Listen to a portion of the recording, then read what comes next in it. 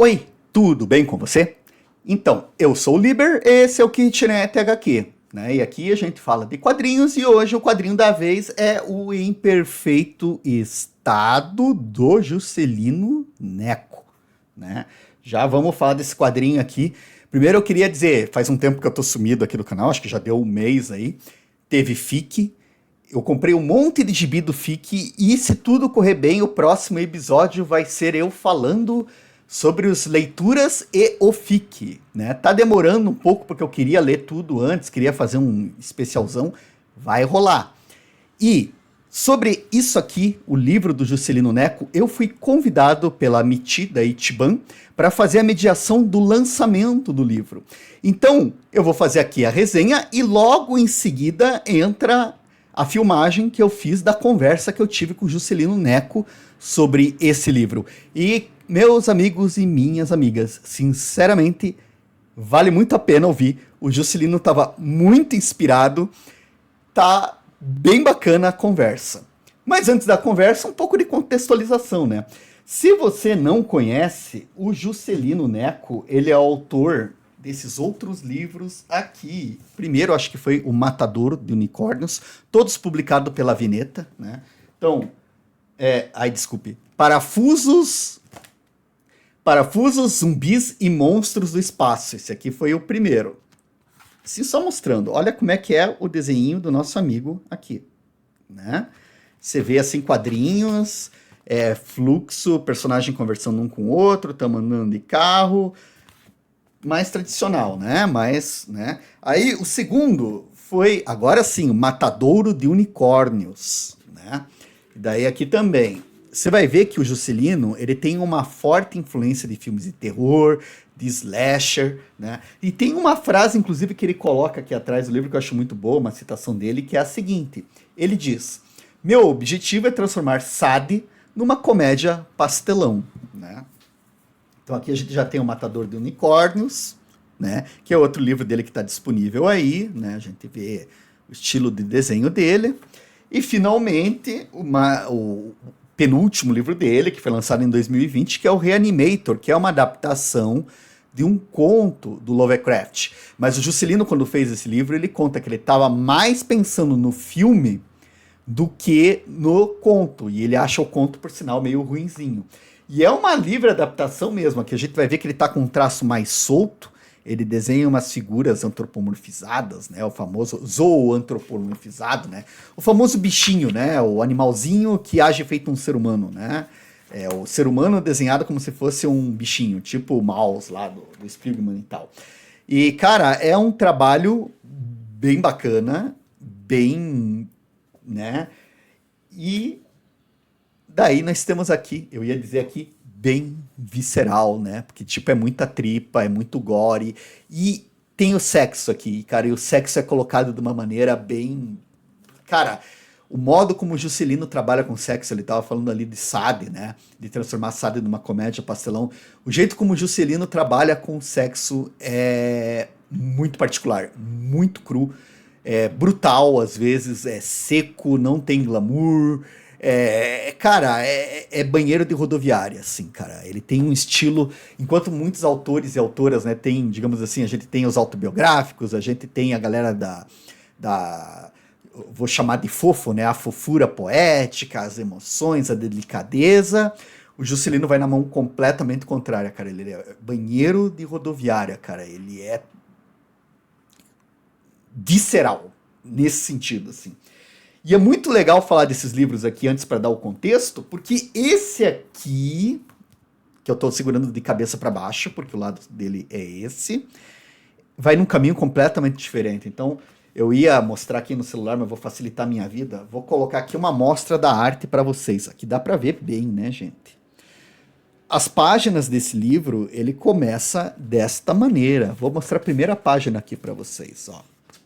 Essa aqui é a primeira página, aqui começa a história. Você veja que são sempre ilustrações, imagens, painéis que ocupam uma página inteira, né? E essa história ele vai contar a vida de uma pessoa que trabalha no antiquário, que vende objetos antigos. Então, ele começa falando sobre esse tipo de trabalho. Juscelino, se você acompanhar aqui depois o bate-papo com ele, ele vai contar toda a pesquisa que ele fez, ele visitou os antiquários, ele gosta de visitar esses lugares, né? E ele batia as fotos e depois ele desenhava por cima no digital. Todos os trabalhos anteriores que eu mostrei para vocês aqui, ele fazia na caneta nanquim, no papel, na tinta, né? E aqui ele comprou uma tablet e começou a inventar e desenhar por cima, usando ali os recursos digitais. Então, digamos assim, é um tracing. E daí você vai ter isso, né? Você vai ter essas fotos que ele tirou dos objetos, essas fotos que ele vai desenhando por cima, e daí dá uma outra linguagem completamente diferente da que ele tinha nos livros anteriores, né? E ainda você tem essa narrativa que, se a gente for olhar a figura, ela vai construir um sentido com relação à narrativa, mas se você lesse só o texto que está aqui, só os bloquinhos de texto, forma um conto que poderia ser lido sem as imagens. Só que é lógico que com as imagens ele ganha um outro sentido, uma outra dimensão, né? E você vai ter esse cidadão que trabalha no antiquário, e aqui no começo ele vai mostrar o tipo de material que ele vende, né? Que vai desde moedas até cartões postais, fotografias.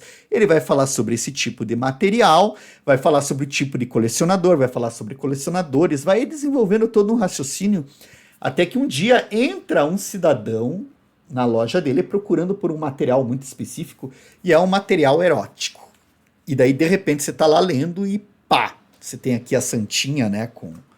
Nem sei o que é essa santinha aqui, né? Engraçado que parece que ela tá segurando uma espada numa mão, ou um pedaço de madeira para bater uma palmatória, sei lá, e uma cruz na outra, e daí tem a santinha, e temos aqui a nossa primeira imagem escancaradamente erótica, assim, né? E tal, e você vai ter, todos esses trabalhos foram tirados de imagens vintages, que o Juscelino foi pesquisando, foi desenvolvendo o trabalho, né? E a gente vai dizer, mas é só tracing por cima? Não, porque ele começa a alterar o desenho lá para frente, em função do que está acontecendo no texto.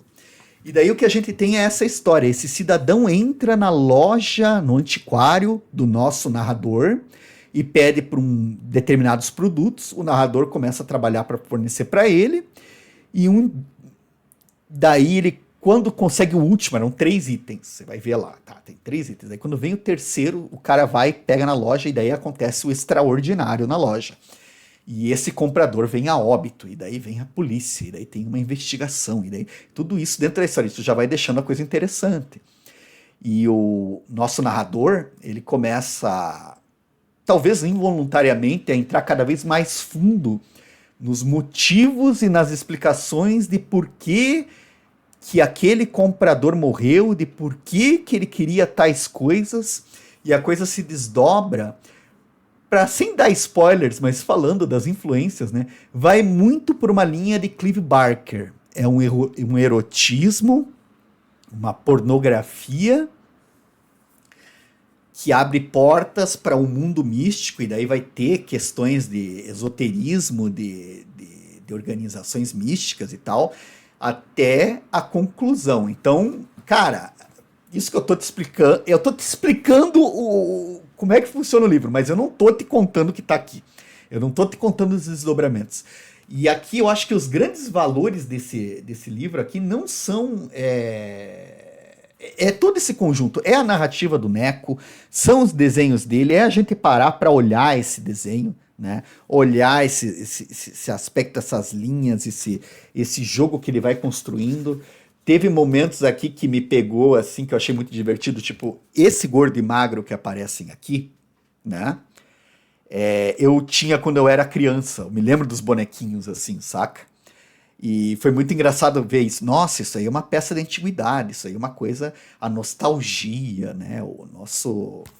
E, cara, daí ele vai contando, vai mostrando isso, tem a questão das imagens, tem a questão do jeito que ele desenrola a história, essa trama, como que a gente vai desvelando, né? Como a gente vai descobrindo o que estava por trás desse comprador. E é um conto curto, tu lê ali, sei lá, 20 minutos, meia hora, assim... Mas ele é muito bom, cara, e é engraçado porque, tipo, a gente compara com os outros, é uma reinvenção mesmo, cara, assim, é outro caminho, é outra opção dos 3 livros que ele tinha feito antes, isso aqui é uma outra experiência. E eu achei muito bacana. Então, Juscelino, se você estiver assistindo isso, parabéns, cara. Admiro pra caramba o teu trabalho, eu acho ele muito bacana. Tô ansioso para ver para onde que você vai daqui para frente, cara. Mas foi são trabalhos muito interessantes, né? Coisas que dá vontade da gente ver, né? Enfim, falei aqui, fiz a minha pequena resenha e agora eu vou deixar com vocês a conversa com o nosso amigo Juscelino. Espero que vocês curtam. Semana que vem estamos de volta aí com o nosso relatório FIC. Tá? Até lá, galera. Valeu. Alô, som. Ah! Cristo. Boa tarde a todos e a todas. Senhor Juscelino, boa tarde. Estamos aqui com o Juscelino Neco, estamos aqui na Itiban Comic Shop para o lançamento desse livro que está em perfeito estado. Né? Começou cedo, sim. Então vamos conversar com o autor agora, destrinchar os segredos dessa obra. Abriremos para perguntas da plateia. Então, mas antes, acho sempre legal de começar, Juscelino, com tradição aqui, né, que a gente aprendeu com o nosso amigo Lielson, assim. O que é Em Perfeito Estado? Descreva seu livro para nós. Eu já ia responder que era um livro, né? Mas Em Perfeito Estado é uma guinada na minha carreira, né? Eu já estava muito habituado a esses quadrinhos convencionais, entediado, para falar a verdade. Eu descobri, inclusive, como é que... Eu sempre me perguntei, como é que o cara consegue escrever 30, 40, 50 edições de Dylan Dog? E depois que eu fiz 3 livros, eu vi que você cria uma fórmula. Eu escrevo um roteiro hoje, assim, dadaísmo. Eu pego 4 palavras e eu faço um roteiro, né? E...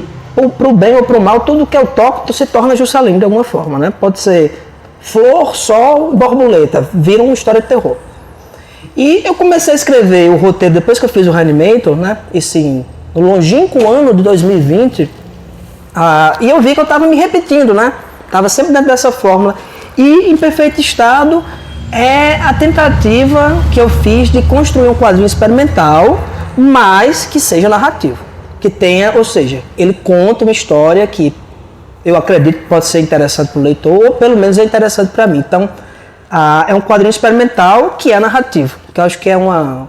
Eu gosto de quadrinho experimental, mas eu prefiro quando tem história. E eu estava lendo alguma coisa, né? Eu vi umas entrevistas suas lá no Ramon Vitral, né? E esse livro começou na pandemia ou não, assim? Não. Esse livro começou porque... ano retrasado, eu tive uns problemas de saúde mental e fui afastado do trabalho por um mês e decidi investir esse tempo, né? Eu sou professor, ou seja, eu não preciso explicar porque é que eu fui afastado por problema de saúde mental. E eu fui afastado por um mês, né? E escrevi esse livro. Eu escrevi acho que uns 20 dias, mais ou menos, né? Eu passei muito tempo para encontrar esse formato, né, de como eu queria trabalhar, mas consegui escrever muito rapidamente. Daí, ano passado, eu caí de bicicleta. Eu sou uma pessoa que tem ideias muito brilhantes e pouco senso de autopreservação. Então, eu comprei uma bicicleta Speed, né, que é aquela bicicleta sem marcha, que você começa a pedalar e ela pega uma velocidade terrível. Eu estava subindo a ladeira, a corrente quebrou, eu caí para frente, ela passou por cima de mim e abriu minha cabeça. Eu levei 13 pontos. E aí eu fui agraciado com mais uma licença e produzi esse livro. Desenhei em 2 meses. Ou seja, esse livro é uma vitória da derrota. É um triunfo do fracasso.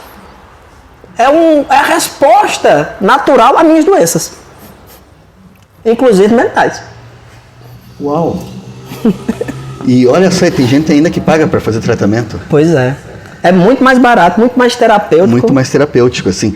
E o lance dos desenhos, né? Porque tu falou que dá uma guinada, e dá uma guinada mesmo, né? Sim. Comparando com os outros 3 volumes que você já tinha publicado, você aí tá com outro estilo de desenho, tá com uma outra proposta mesmo, né? Até, né, acho que narrativa, assim, tal. Apesar de ainda ser o terror, você dar uma guinada. Com relação a desenho, falando de processo e tal, o que te levou a fazer essas escolhas? Ou como que você chegou? É uma solução mais confortável agora? Tem muito a ver, acho que também com o cadeado, né? Essa proposta narrativa, né? E tal, mas aqui acho que você está ainda mais no desenhar objetos, né? Porque é um livro sobre objetos e tem muito desenho, acho que você pegou as figuras mesmo e desenhou, né? Isso, é. Né? No caso, eu acho que eu sempre trabalhei um tipo de quadrinho que é muito simples, sabe? Até meu desenho, né? Você pega Matadouro, pega Reanimator, ele tem uma coisa de quadrinho antigo até, sabe? Quadrinho da década de 50. Se você pega o trabalho que eu fiz anteriormente, não tem nada de inovação em termos do que são os quadrinhos, do que é a linguagem dos quadrinhos, né?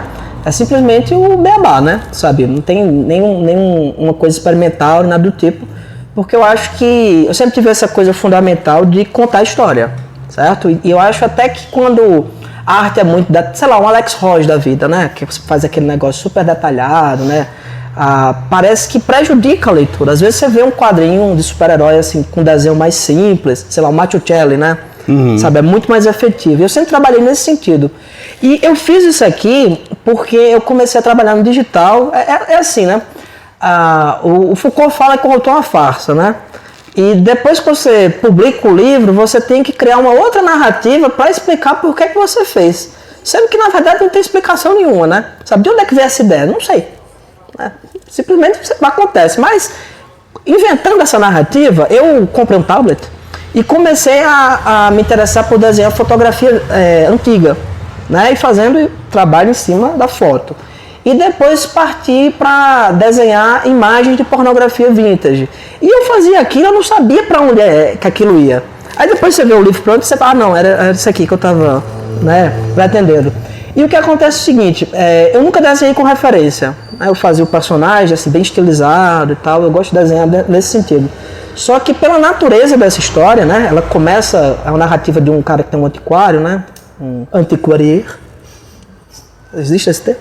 Não sei. Fica o questionamento para os francófilos. Então, pela narrativa, aliás, pela natureza dessa narrativa, né, que ela começa com, você falou bem do cadeado, né, ela começa com uma narrativa de coisas inanimadas, né, que é a última coisa que a gente se interessa quando lê um quadrinho, né, o quadrinho é da ação, são pessoas performando ações nesse sentido. E o objeto, ele tem essa característica que ele, quando você desenha ele muito estilizado, ele perde essa referencialidade, né? Você vê ele de outra forma.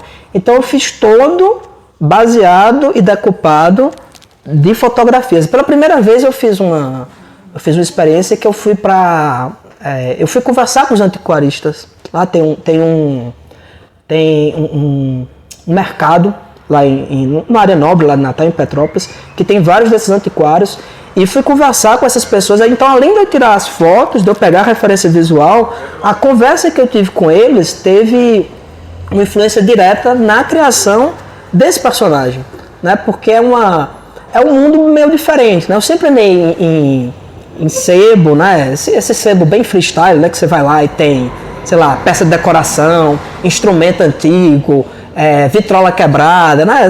Sempre tem esse sebo assim meio avulso. Mas essa questão de antiquário mesmo eu nunca fui. Inclusive eu fui lá e o cara era tão bom que eu saí de lá com um negócio que guarda comprimido de prata do século XIX francês. Até hoje eu não usei, mas de alguma forma eu comprei esse negócio. Os caras são bons, pô. Pode ser útil, hein? Pro futuro. Eu planejo ter muito mais doenças. Opa, isso é bom, planejar essas coisas é muito bom, né? Daí você está preparado sempre. Estou preparado, eu já tenho. Eu seria um doente em alto estilo. Opa, isso é importante. E daí, nesse esquema dos antiquários também, você entrevistou os caras, assim, como é que foi esse lance das entrevistas, assim? Você conversou, você descobriu muita bizarrice? Sim. É uma gente estranha, viu? É uma gente estranha. Me contaram, inclusive, uma história maravilhosa, que é assim, tinha um cara que trabalhava numa igreja, o pessoal fazia um bazar, sabe? Sempre. Aí faleceu um senhor, e a esposa dele chamou eles lá, porque ele tinha umas caixas, um monte de coisa, não sei o que, e foram lá, o pessoal da igreja, né? Foi recolher essas caixas, quando viram eram 18 caixas de pornô gay, era só... Aí, na hora me faltou presença de espírito para eu perguntar se foi vendido, né, na igreja, esse material. Mas é um pessoal assim, muito estranho e ao mesmo tempo assim, muito... A gente que é dos quadrinhos, a gente conhece o que é o colecionador, né? Sim. Essa pessoa meio obsessiva meio insensata, meio asquerosa, né? Meio repulsiva. Mas o cara que é colecionador desses objetos antigos, assim, o cara é uma minúcia, assim, o cara ficou me mostrando lá um jogo de porcelana que era... Não, isso aqui é da Marinha Inglesa, não sei onde. Eu perguntei quanto é. Não, é 10 mil reais, tá uma bagatela. Eu disse, claro, sim. Como não? Como não? Me vê dois. E eu tava lembrando também, você falando isso daí, eu me lembrei do Cheiro do Ralo, né, do Mutarelli. O esquema é tudo mais ou menos nessa vibe, né? O lance de acumulação, de obsessão, E você acha que esse lance obsessivo, a gente fala de colecionadores, né? Que é legal falar de colecionadores, assim, né? Sim. Mas a gente, quando senta para fazer um quadrinho, tem esse lance de obsessão também, assim, para chegar, conseguir terminar, fazer, bolar. Por exemplo, assim, como é que é o teu regime de trabalho? Assim, você consegue, que nem você falou, né? Você teve essas duas ocasiões que você pegou os dias ali para fazer. Você tinha meta, vou ter que fazer tantas páginas por dia, ou ia no total loucura freestyle, assim, como é que é? Eu só consegui, todos os quadrinhos que eu fiz até hoje foram meio na guerrilha, sabe?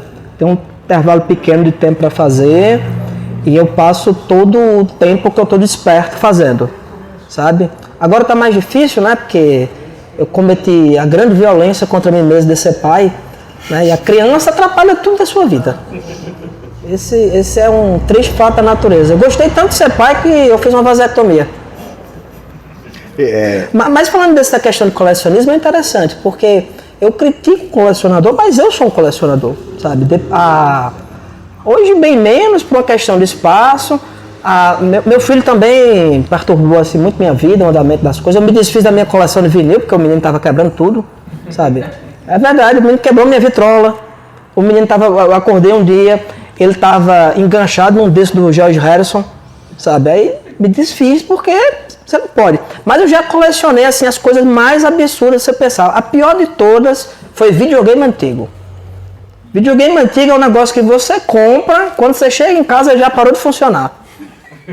E ninguém conserta aquele negócio. Eu comprei uma vez um GameCube na caixa. Ele ficou 2 semanas guardado. Eu estava esperando chegar um jogo pelos correios. O jogo chegou e não funcionou mais. E eu não me desfiz, ele está lá até hoje. O boneco também, assim. Boneco não, action figure. Hominho também conhecido. Hominho. Eu colecionei muito isso aí também, né? Gostava muito desse coisa de terror. Eu cometo também essa loucura que até hoje eu compro Blu-ray, DVD de filme de terror, sabe? E livro de gibi, toda semana, quando chega uma encomenda lá em casa, minha esposa só falta chorar, assim, que não tem mais onde coloque as coisas. E eu também estou num exercício de desprendimento, sabe? Eu só guardo hoje uma coisa que eu sei que eu vou ler. Sabe? Também não tenho essa coisa assim, tu vou ler tal coisa, eu tenho muito isso, sabe? Tenho que completar a coleção, não sei o quê. A única coleção que eu tenho completa é de Dylan Dog. Sim. O resto eu me desfaço. E nunca entendi o sentido desse negócio que lançaram agora, é ônibus, como é? Esse gibi de 1.200 páginas. Os ônibus, que a galera pira o cabeção. Assim. O nome devia ser nem ônibus, devia ser bitrem. Que é um negócio gigantesco, eu nem entendo como uma pessoa consegue ler aquilo, pô. É muito natural. Olha, geralmente uma página de cada vez, mas apoiado onde? Você tem que comprar uma escrivaninha, você tem que ir no antiquário e comprar a escrivaninha do monge copista. Porque é o único lugar que você bota aquilo ali, ele fica apoiado, pô. Você sabe que outro dia veio no Twitter, não sei se alguém viu, assim, teve um cara que pegou um desses ônibus e ele abriu como você abre um gibi de canoa para ler. Que ele falou, é assim que se lê. E ele bateu fotos assim, daí ele pegava as mil e poucas páginas e... Eu vi um grande empreendedor no Mercado Livre que ele estava lançando lá a caixa do ônibus. É só uma caixa que você desdobra e você bota na prateleira e simula que é o livro. Lombada. E você compra por R$20. Isso é muito mais barato porque você não vai ler de todo jeito. Cara, se você bater uma foto de uma estante, tipo aquela ali, imprimir, né, num vinil também, você não precisa nem ter... Também. É porque assim, o pessoal faz muita live hoje em dia e o gibi que fica ali atrás, você não consegue ler a lombada. Então o ônibus ele tem essa característica, né? Porque ele é tão grosso que você consegue ler do outro lado da rua. Que coisa maravilhosa, né? É um crime. Né?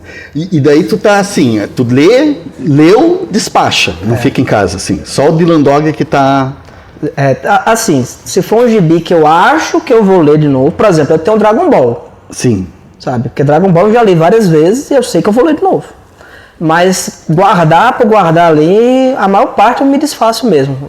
Dou para um aluno, levo pro sebo, faço alguma coisa. E quanto a teus originais de quadrinhos, cara? Porque você, agora esse último foi total digital, né? Mas você antes fazia no papel, como é que era? Eu fazia a 3, né? Bem grande. Já fiz até uma exposição naquela galeria Nona Arte que tem lá em São Paulo, lá vizinha Ugra. Sempre fazia nesses tamanhos maiores, mas eu continuo desenhando analogicamente. Eu gosto ainda, acho que a coisa mais linda que tem no mundo é o nanquim assim no papel, sabe? É muito prazeroso você ver aquilo ali. Mas o digital ele traz umas características para o processo dos quadrinhos especificamente que é difícil você voltar atrás, né? Porque, sei lá, você desenha no papel, aí você escaneia ele, né? Quando você escaneia o papel. Então ele fica cheio de imperfeições, você está escaneando a folha. Você não quer a folha, você quer o preto do nanquim. Então você tem que tratar aquilo ali, você tem que... Aliás, primeiro você tem que escanear aquilo, você tem que tratar, você tem que ajeitar, você tem que fazer um monte de processo. Você pega um tablet, você desenha um círculo, não tem sujeira, não tem nada vazado, você termina de fazer o negócio e está pronto para impressão. Não tem o mais que você faz. E o processo é muito mais rápido também, né? Depois você pega o jeito assim, de desenhar com tablet, eu acho que é difícil voltar no caso dos quadrinhos. É um processo muito lento, né, de trabalho que a gente faz. Mas você ainda está fazendo algum desenho assim no nanquim por diversão ou não? Eu total? Eu faço às vezes. Eu tô fazendo um livro infantil agora, lá para a Avenida tem um selo agora, né? Que é só de livro infantil. E eu não sei, por algum motivo eu não consegui chegar numa solução para fazer o que eu queria fazer no tablet. Aí eu estou fazendo não só analogicamente, como eu estou fazendo com aquela caneta antiga da Zegraph, sabe? Aquele nanquim recarregável, sabe? Obrigado. É a única forma... Aliás, assim, no fim das contas, cada projeto é um projeto, né? Eu estou trabalhando em outro álbum também, que eu gosto muito de história de fantasma, né? Eu quero fazer uma história de casa mal assombrada em uma ocupação.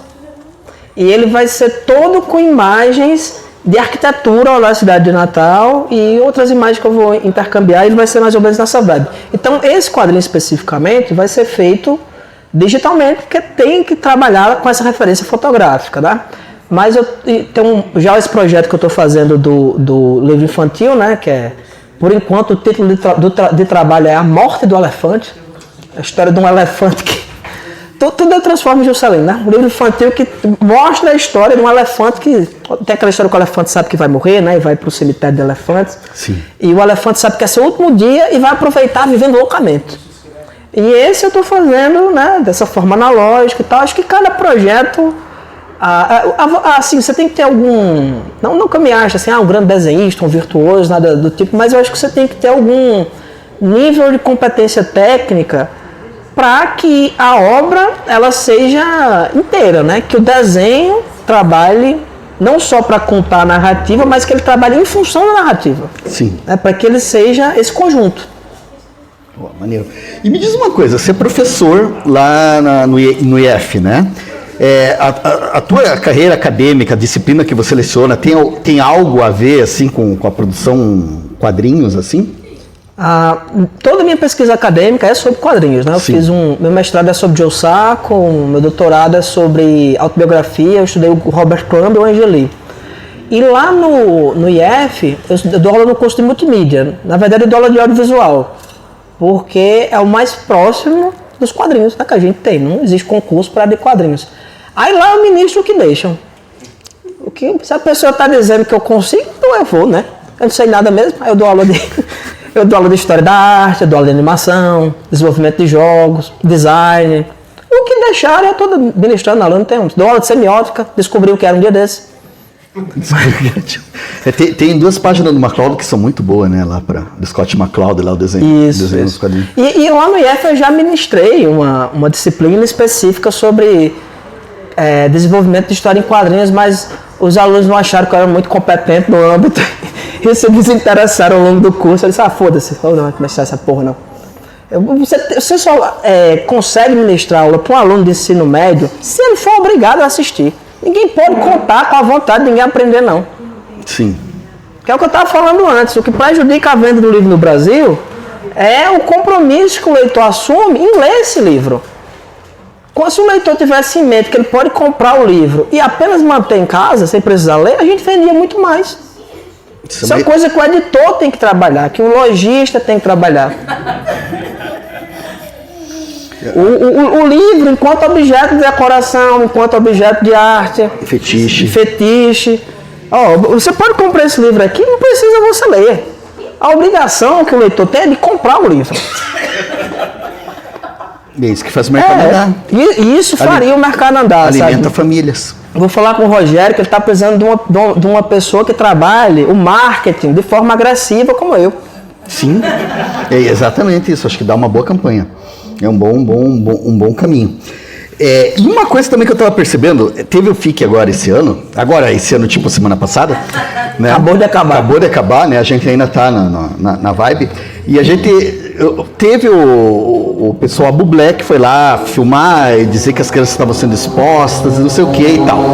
E tem toda uma questão aí, que eu acho que de ugeriza ao sexo, de aversão, né? E o teu livro, eu acho muito interessante, porque o sexo é peça central nele, né? Assim, o movimento, o desejo. Mas olhando para o teu livro e até olhando para mas especificamente aqui, o Em Perfeito Estado, o sexo ainda, você mexe muito com o terror ali no meio, né? Por que você acha, você que daí já é um consumidor de horror em literatura e cinema, por que tem esse vínculo entre sexo e horror, assim? Qual que é o lance? Porque até os desenhos que tu vai fazendo, você começa com as pin-ups e tal, mas de repente começa a aparecer, né? Brotar uns tumores e umas línguas bíblicas. Deformação. Que eu acho que talvez não tivesse no original, mas aí você pode me corrigir, né? Mas assim, você tem essas alterações. Qual que é o lance do sexo, o desejo e essa coisa do horror, do tipo, a gente não quer, mas quer? Como é que você vê isso, assim? O Freud, né, e depois o Bataille, eles trabalham muito, né, com essa noção, né, o Eros e o Thanatos, né? É como o desejo sexual, ele está vinculado a essa pulsão de morte, né? O organismo, o Freud, o organismo, ele quer se reproduzir, mas ele também quer morrer, né? Ele também quer ser destruído nos seus próprios termos. Então, tem muitos livros. O próprio Bataille, né, escreveu a história do olho, né? No cinema japonês tem muito isso, né? Império dos Sentidos, né? Sempre tem essa relação entre o sexo e o terror, né? Como essa pulsão da sexualidade é uma pulsão de morte também, né? Uhum. Eu acho que isso é um componente muito básico, né? Como dentro desse impulso sexual, ele também traz um impulso destrutivo, sabe? Eu acho que tem muito filme dos anos 80 que são metáforas para AIDS. Filme de terror, sabe? O próprio body horror, né, dos anos 80, nessa deformação, ele é uma metáfora para isso, né? A epidemia da AIDS, ela meio que quebra essa metáfora, né? Porque o sexo tem essa ligação direta com a morte. Sabe, tem essas pulsões para mim são muito parecidas. Eu queria dar um destaque aqui para essa capa, porque eu sou o único autor nacional que fez um no frontal numa capa de um gibi. Ousado. Ousadíssimo. Isso aí a gente tem que... A vanguarda do atraso. Né? Mas eu acho bem bacana essa questão do terror e da pulsão, né? E é sempre o grande assunto, né? Dos escândalos e tal. Tipo, o fato de ter cabeças sendo abertas incomoda bem menos do que se você tiver um beijo entre dois homens, assim, né? Eu acho isso bem... Essa coisa do moralismo aqui no Brasil é uma coisa incrível, né? Sabe? Um pai que cresceu com a dieta de A banheira do Gugu agora se impressiona com qualquer coisa, assim, as pessoas estão perdendo a noção, sabe? Sim. Nos anos 90, pô, a TV era selvagem. Aí hoje em dia o cara é cheio de moralismo, cheio de coisa. E assim, você se preocupar com a educação de uma criança é a pior coisa que você pode fazer. Eu falo por experiência própria, ó. Meus filhos estavam começando a crescer, aí fica a mãe. Ah, ele tá com atraso na fala. Eu digo, esse menino vai falar pra quê, pô? Ele vai ser assessorista? Pra que ele precisa estar falando? Aí leva no fonoaudiólogo, tá na outra semana, você não tem 1 minuto de paz dentro de casa, pô. A criança atrás de você falando, deixa o menino, ele vai se desenvolvendo aí, o mundo é aberto, assim. Se ele não se desenvolver, a seleção natural fez o papel dela. É isso. Deixa rolar. Eu tô criando os meus assim. Não, e tá dando certo? Tá tudo feliz assim? E outra, meus 2 filhos, eu tô criando eles para serem gays. Eu já disse isso para as famílias que enquanto eles morarem lá em casa, eles vão ser gays. Se depois que eles forem embora, eles começarem a pagar as contas deles, tiver o próprio teto e ele quiser ser hétero, eu também não vou rejeitar a criança por causa de uma besteira dessa. Mas enquanto ele morar lá em casa, todos vão ser gay. Então isso aí tá resolvido. É a única coisa que eu imponho na educação dos meus filhos. Que bonito isso. Obrigado. Você é um pai exemplar, assim. Muito bacana. Você faz parte do grupo de pais da escolinha, assim? Não, nunca deixaram. Eu tava agora em Salvador, eu fui na escola do meu filho mais velho, e ele tem outras habilidades, sabe? Que é outra coisa que eu também não aceito. O menino tem 3 anos, tá escrevendo já. Aí fica a mãe, não, porque ele tem altas habilidades, é superdotado. Eu digo, eu não quero saber, não. Ele vai ser criado como se ele não tivesse, tá dando superdotado, que bom pra ele. Deixa esse menino quieto aí, comendo areia, fazendo o que ele quiser. Pai, tá estimulando a criança, pô. Se ele tiver superdotado, é mais um motivo pra você não estar estimulando. Sabe? Depois ficar aí falando de átomo pra você, dessas coisas assim no meio da janta. Sabe? Não pode. Aí eu fui na escola, chegou lá, a professora, que hoje a criança ela é avaliada. Né? Ele tá no Fundamental 2, sei lá como é que chama. E ele é avaliado. Aí cheguei lá, aí ela disse, olha, ele tem muitas habilidades, né? Já sabe escrever, escreve o nome dos colegas, faz isso, faz aquilo, mas ele tem um problema de temperamento, né? Ele chora muito, ele é muito temperamental. Aí eu olhei assim e disse, olha, minha filha, na família dele todo mundo é doido. Ele ia ser a única pessoa emocionalmente ajustada? Não pode.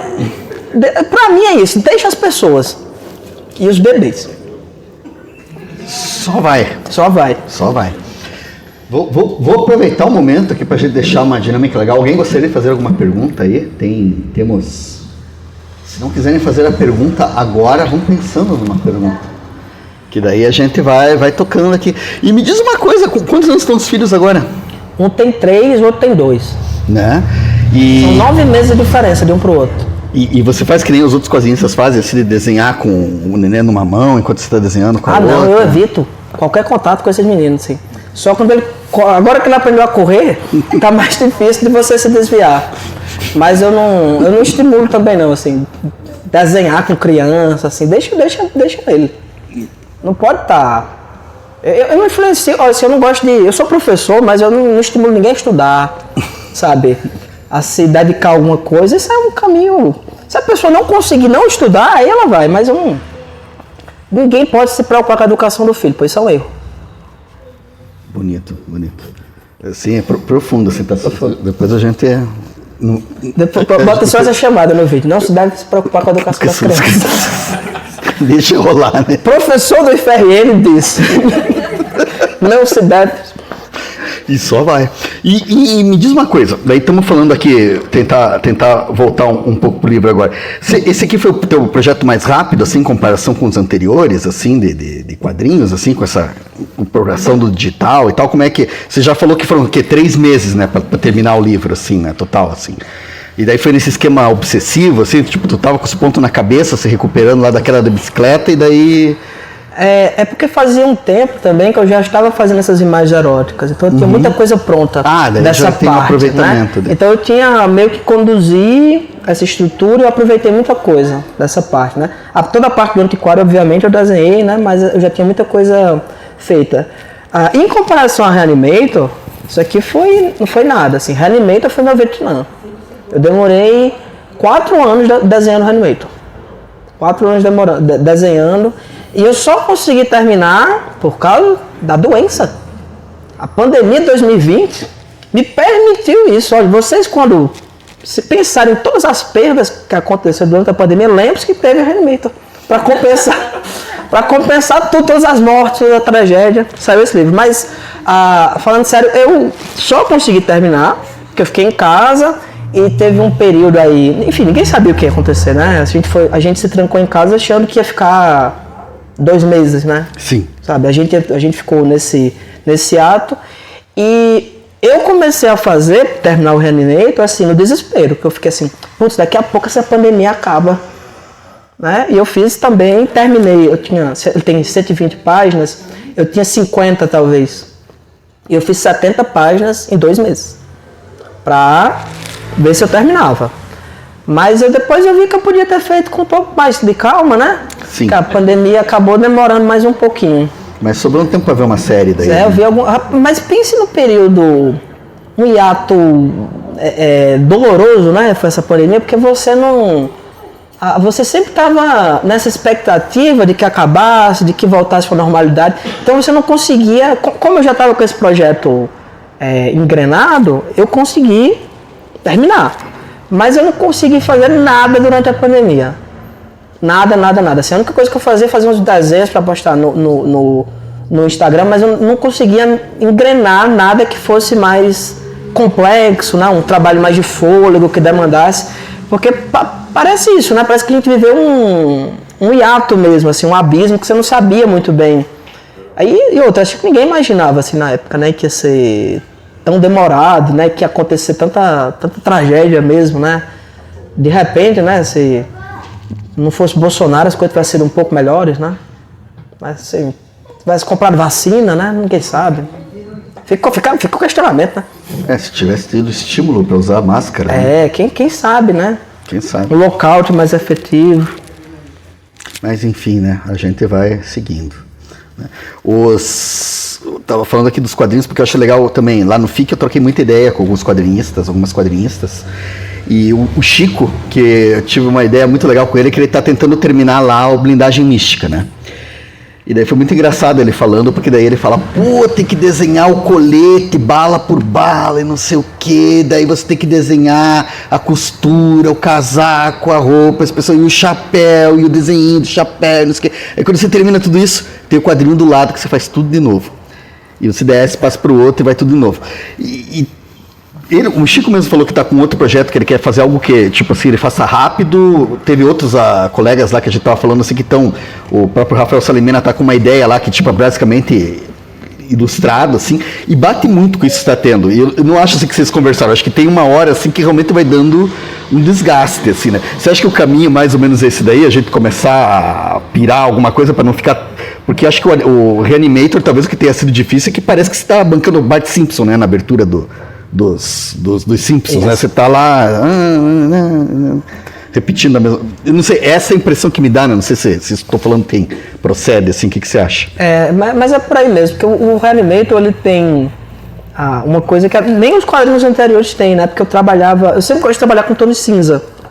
O Reanimator não tem, ele tem rachura, né? O volume desses personagens, né? Dos cenários, objetos, etc., são feitos com a rachura, o que é uma desgraça a mais. Que além de você desenhar o contorno do objeto, né, você ainda tem que ir fazendo esses tracinhos para criar o volume. E eu acho que o futuro dos quadrinhos é isso mesmo, é a picaretagem. É você procurar o caminho mais fácil do que é que você está fazendo. Eu estava conversando com o Panhoca e ele citou um quadrinista, aí vou citar o nome, minha advogada solicitou, que ele pegou a revista aí do Capitão América, tirou as fotos, desenhou por cima e tá aí. Aí o Pablo Caranza, esse eu cito, porque o Pablo Caranza não tem dinheiro para processar ninguém. Ele não se deu ao trabalho de fazer nem isso. Ele encontrou um gibi no sebo, certo? Mudou o texto e é o mesmo gibi, pô. Ele não fez nada. E eu vou além. Eu vou pegar o Cavaleiro das Trevas e vou tirar a cor. E vou lançar Cavaleiro das Trevas Juscelino Neco. Isso é o futuro dos quadrinhos. A picaretagem. Quer falar alguma coisa sobre inteligência artificial? Cara, eu vou dizer uma coisa. A inteligência artificial, o pessoal fica meio apavorado com isso aí. Eu acho que é uma ferramenta que vai libertar muito o artista de fazer trabalho chato.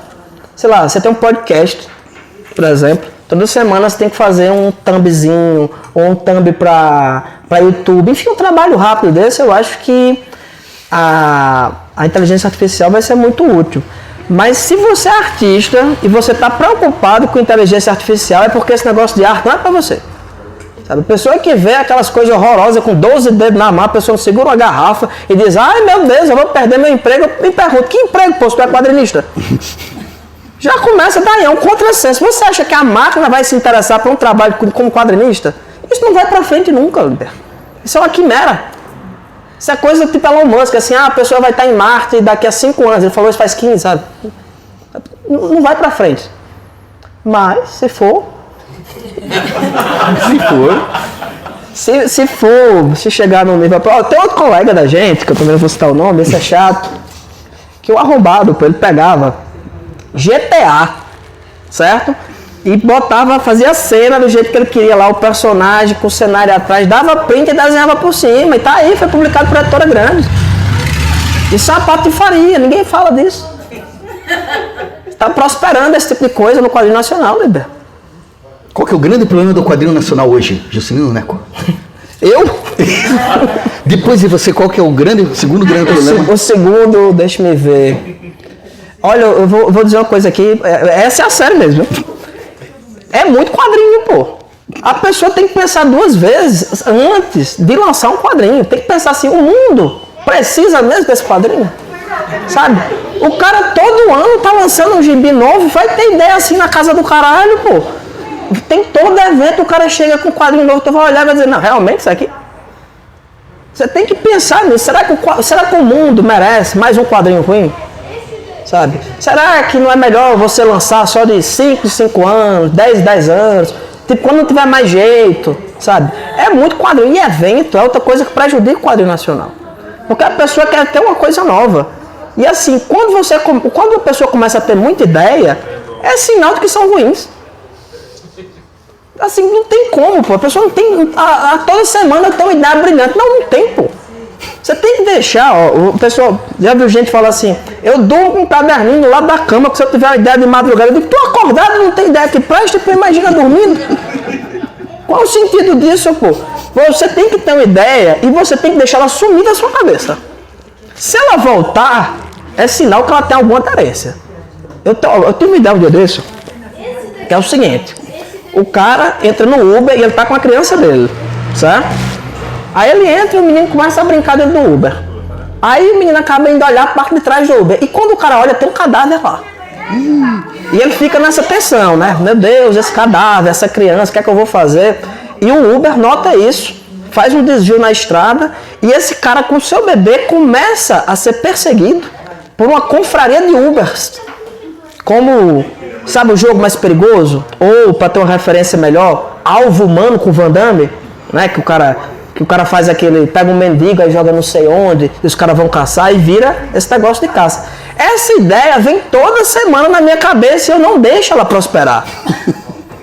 Toda semana eu penso nisso, eu digo, não, você não vai vir ao mundo. Você tem que controlar a sua imaginação, sabe? A pessoa acha que a imaginação fértil, toda criança tem imaginação fértil, toda pessoa tem ideia. Você tem que saber controlá-las, tem que saber deixá-las morrerem. Aquela que for muito forte, novamente, igual a criança, seleção natural. Uma hora ela prospera. Você tem que parar de fazer tanto quadrinho. Essa é a minha dica pra você. E você tem uma dica pra quem tá começando a fazer quadrinho? Olha, existe um campo muito melhor para você se envolver, que é o audiovisual. O ideal é você não fazer quadrinho. Assim. É pra você procurar outra coisa. Qualquer coisa você é mais bem pago que quadrinho. Assim. Até ser escritor da nova geração tá valendo mais a pena, sabe? Faz um fanzine, faz uma coisa assim, acho que é melhor. É melhor. Porque quadrinho é um negócio que até quando você é bem sucedido, você é fracassado. Então assim, não é uma coisa assim que você vai querer. Você só vai fazer quadrinho mesmo se não tiver jeito. É igual o cara que é lutador profissional. A pessoa que decide que a vida dele vai ser levar murro na cara, é porque ele nasceu para aquilo. Quadrinho é a mesma coisa. Se for para você, você levará muitos murros na cara no mercado de quadrinhos. Se não, desista. Bonito. Isso é praticamente um coach, né? Hoje, assim. Não, eu acho que isso é necessário. Tem jovens que precisam ouvir essas palavras aí de encorajamento. De sabedoria. Sabedoria. E aí, tem lido algum gibizinho legal? Cara, li um gibi muito bom, da Veneta. Pô, não vou lembrar o nome do autor agora, mas esse Fiodelate, né? Que, pra eu me impressionar com alguma coisa, tem que ser muito extremo. E eu nunca imaginei que eu fosse... É quase como se fosse um quadrinho erótico, mas não é. É um quadrinho que tem elementos sexuais e basicamente é um pornô de lactação. Assim, uma das coisas mais repulsivas que eu vi na minha vida, assim, adorei. Adorei, é brilhante, recomendo. Fiodelate Veneta. Bom, fica a dica aí. Muito bom. Alguém gostaria de fazer alguma pergunta? Oba! Voltando lá na parte que você mencionou sobre dar trabalho fazer quadrinho, e aí pegando um gancho na inteligência artificial, que é o meu campo de estudo. Não, o quê? Meu campo de estudo, inteligência artificial. O quê? Você mencionou que fazer quadrinho dá muito trabalho. Ah, inteligência artificial, entendeu? Eu sou surdo. É verdade. Dá muito trabalho fazer quadrinho, e aí que os autores estão pulando etapas. Mas isso também não é uma exigência do mercado, como você mesmo disse, que a gente tem muitos autores e muita produção de quadrinho hoje em dia, e aí os autores veem isso como uma forma de produzir mais, criando uma mercantilização que já é do universo de quadrinhos cada vez maior. Então, esse pode ser um problema que a gente vai enfrentar no futuro, o gargalo de tantas produções, porque todo dia está saindo alguma coisa nova, todo dia tem uma campanha no Catarse, editoras lançando milhares de quadrinhos. E aí acaba que o autor não tem o tempo de maturar um quadrinho, de maturar uma produção. Como você disse, 3 meses. Eu conheço gente que está há 10 anos fazendo um quadrinho, né, como você falou. Então tem muito essa questão. Como que você vê um equilíbrio que poderia existir nisso? Olha, eu acho que tem alguns tipos de quadrinhos que, se fossem feitos 100% com inteligência artificial, era uma libertação para os artistas. Sabe, tem gente desenhando Homem-Aranha, pô. Já tem, tem 80 anos que estão desenhando, não, 80 não, dos anos 60, né? 60 anos estão desenhando isso, sabe? E se você pegar, a maior parte dos artistas que desenharam Homem-Aranha nesse período, são esquecíveis. Você fala um ou outro, tem o Romitinha, tem não sei quem, tem outra, você conta na mão os caras, sabe? De repente, para esse tipo de produção, eu acho que seria melhor que você utilizasse esse tipo de processo. Porque seria também uma forma do artista se voltar contra essa estrutura. Sabe, o mercado americano, por exemplo, você desenha 24 páginas, né? Você já imaginou você desenhar 24 páginas todo mês? Sabe, é uma coisa insana. Quem faz isso, você vive pra isso. Ou o mercado de mangá. Sabe, o cara desenha 15 páginas por semana. Sabe? Na verdade é uma divisão de trabalho que se a gente pensa que a máquina é uma extensão do ser humano, né? É uma coisa que está ali para facilitar seu trabalho, eu não vejo problema nenhum. O problema são os dedos, né? E os mamilos também. Eu vi um Batman que... Você viu esse caso aí do cara que... Aquele cara que trabalhou junto com... Fez aquele... Como é o do Celeiro Negro, pô? Gideon Fall? Isso, Sorrentino, isso mesmo. Você viu que ele saiu os desenhos dele, que ele fez do Coringa, né? Que parece muito, né? Que foi feito por IA, porque a IA ela comete uns erros que a gente não comete. Né? Essa questão do mamilo, mesmo a questão da mão, mesmo, né? Que você olha. E já tem livros saindo, né? 100% feito com IA. E é bem estranho ainda. Eu não sei quando é que isso vai parar, mas eu acho que... Por exemplo, a gente pensar em termos práticos. Tem gente que fala que, digamos, o que eu fiz aqui, de você pegar uma foto e utilizar ela como referência, ou até fazer o tracing, né? O tracing é quando você pega a foto e desenha por cima dela. Né? Você pega a paisagem, uma fotografia qualquer, e você bota ali no programa e desenha por cima dela. Isso mais acontece. Tem gente que acha que isso é trapacear. Né? Assim, não, você não está desenhando, você está cobrindo. Né? Só que não tem nada a ver. Se você pegar a mesma foto, né, e der para 10 artistas diferentes no mesmo programa, cada uma sai diferente, o resultado final. Mas tem gente que fala que, sei lá, você utilizar uma foto num programa desse seria mais ou menos como a inteligência artificial. Ah, você não está fazendo trabalho, você está se baseando em outra coisa. Mas de inteligência artificial não entende nada, no fim das contas. Esse lance da fotografia também é engraçado, né? Porque, tipo, não sei, tu não fez tracing aqui, né? Tu colocava a foto e meio que desenhava olhando ou você... Eu desenhava por cima, tu tá doido, né? Mesmo, assim? Claro. Uau. Eu desenhava por cima mesmo, picaretagem, rapaz. 100% feito da culpada. Eu tirava foto, botava ela lá e desenhava por cima. Fiz 100% assim. Funcionou. Funciona, pô. Funciona. Não tem quem diga, né? Essa capa mesmo aqui, me chamaram pra... Nós deu ideia pra capa, não sei o que, eu tinha falado pra mandar pro Estúdio Rex, né, que faz as capas lá da Veneta. Aí, será que você não tem uma ideia? Eu digo, meu Deus, uma ideia, que coisa difícil da pessoa ter assim, por demanda, né? Aí fiquei naquilo ali. E meu filho, veja bem, olha, você tem que se aproveitar da criança também. Ele gosta muito de brincar com Barbie, e ele pegou essa Barbie aqui, que era da tia dele, uma Barbie noiva. E tava brincando, aí eu olhei aquilo ali, eu digo, homem, quer saber? Vai tu mesmo. Aí botei de cabeça pra baixo, tirei a foto, pronto, tá aí. A burrice artificial. Ou não. Eu gosto do conceito de patifaria artificial. Picaretagem artificial. Picaretagem artificial. Isso é bacana. Quando o termo se popularizar, lembrem-se que vocês ouviram aqui primeiro. Sim. Muito maneiro. Alguém tem mais... Opa. Cara, eu li também o Flor de Latte, Miguel Villa, baita padrinho. Qual o nome, doutor? Miguel Villa. Miguel Villa, viu aí? Porque depois o Rogério reclama que eu não tô fazendo as propagandas direito. Flor de Latte, Miguel Villa. Vale a pena, muito bom. E eu li logo na sequência desse, cara, e os dois quadrinhos me levaram para um lugar meio comum, assim, que foi lembrar da obra do Charles Burns como num todo. Sobretudo um álbum que foi lançado pela Quadrinhos da CIA faz muito tempo atrás, chamado Sem Volta, que fala um pouco sobre fetiche, mas sobre um aspecto muito presente tanto nessa obra quanto na Flor de Latte, que é a questão da culpa.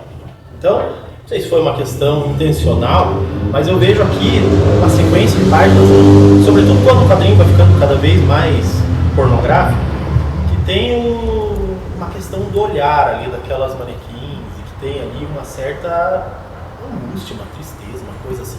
Então, o Liber comentou que o sexo ele pode estar em alguma medida relacionado ao horror, mas eu enxergo que aqui o sexo e a pornografia, sobretudo, ele é mais um meio para mostrar uma certa angústia, uma certa tristeza, que eu acho que é muito presente na vida do colecionador também, né? Sobretudo aquele cara que é muito fissurado, muito viciado. Eu não sei se teve alguma relação na tua obra quanto a isso, você pensou nisso, mas transmitiu essa questão da sexualidade ser transportada para essa angústia, que aí sim ela monta um cenário de horror. Teve algo nesse sentido ou não? Olha, eu não tinha pensado não, mas essa interpretação faz muito sentido, viu? Essa questão dessa angústia, essa ânsia, né, por ter, né, porque o colecionador tem muito isso, né? Tem. Ele tem essa coisa... Meu Deus. O pessoal concordou. Concordaram. Então, mesmo, vocês acham que eu sou uma piada? Tem essa... às vezes o prazer do cara é muito essa ânsia de ter o objeto. Às vezes quando ele tem, né, essa coisa meio que perde o sentido, né? Fica esvaziada. Que isso às vezes também tem a ver com a própria sexualidade, né? Às vezes você tá num processo de, sei lá, tá paquerando a pessoa e aquilo lhe parece muito interessante, e depois que o ato se finaliza, você sente esse esvaziamento mesmo, né? A coisa. Eu acho que tem essa relação mesmo. Não tinha pensado, mas faz bastante sentido, viu? E o lance também, a gente tá falando aqui, acho que tem essa questão da tristeza e tal, mas tem a questão que acho que tá mais explícita, que é o lance da iniciação sobrenatural, né? Porque tem todo um aspecto ali, até eu tava lendo, depois eu fui ver lá que ecos de Clive Barker, né? Tem uns momentos ali que eu tava lendo e pensei, pô, isso aqui parece Hellraiser, né, e tal. E esse lance de passagem, cara, como é que foi esse esquema desse álbum, assim? Porque, como você disse, né? Você começou a fazer os desenhos, depois foi achando, mas esse lance da jornada do cara, da magia, magia, eu tô chamando de magia, mas o caminho, vir bater na porta dele, ele meio que brincar lá e daí começar a entrar de cabeça nisso, assim, o que você acha dessa questão aí também no livro?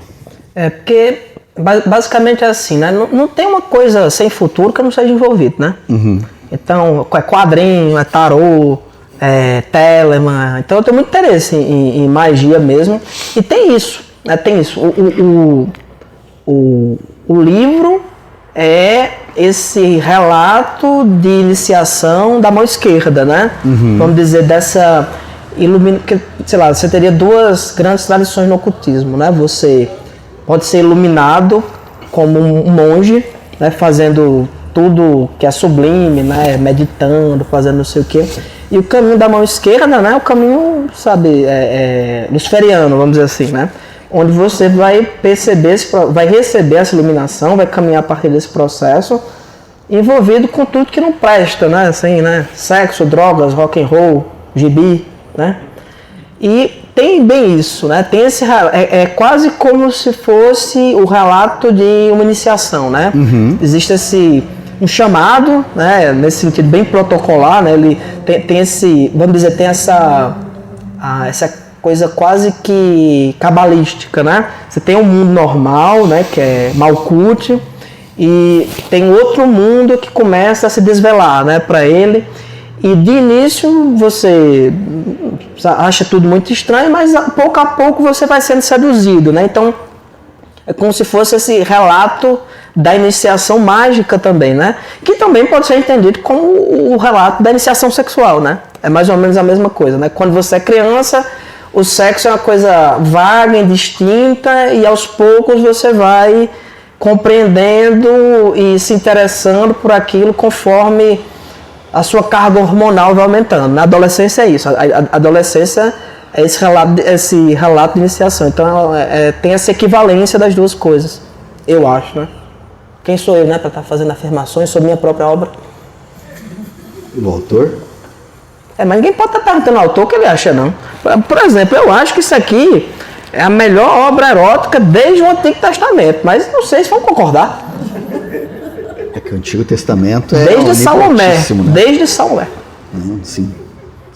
Eu acho que a juventude cristã tem que ler esse livro. Tem que ler. Isso aqui é especial para o povo cristão. Acho que a galera vai... A família tradicional vai... É obrigatório, assim, cara. Muito, muito interessante. Mas alguém tem perguntas? Você disse que a quadrinho só deve escrever pouco, né? Fazer poucos livros, mas daí como é que ele vai pagar as contas? Você acha que o quadrinista não deve ser a primeira profissão do quadrinista? Ele deve ser tem que ganhar a vida de outro jeito e só fazer... Olha, é difícil aqui no Brasil quem ganha a vida só com quadrinhos. Muito, muito difícil, né? Normalmente a gente ou tem outra profissão mesmo, né? Como eu, que sou professor, ou você, sei lá, trabalha fazendo storyboarding, roteiro para cinema, né? A ilustração, né? Sempre foi um campo. Então, mas eu estou falando muito no sentido de que eu acho que essa questão dos eventos, que é o que acontece, né? Você vai no evento, você gasta uma grana. Você vai viajar, digamos, tem que alugar uma mesa.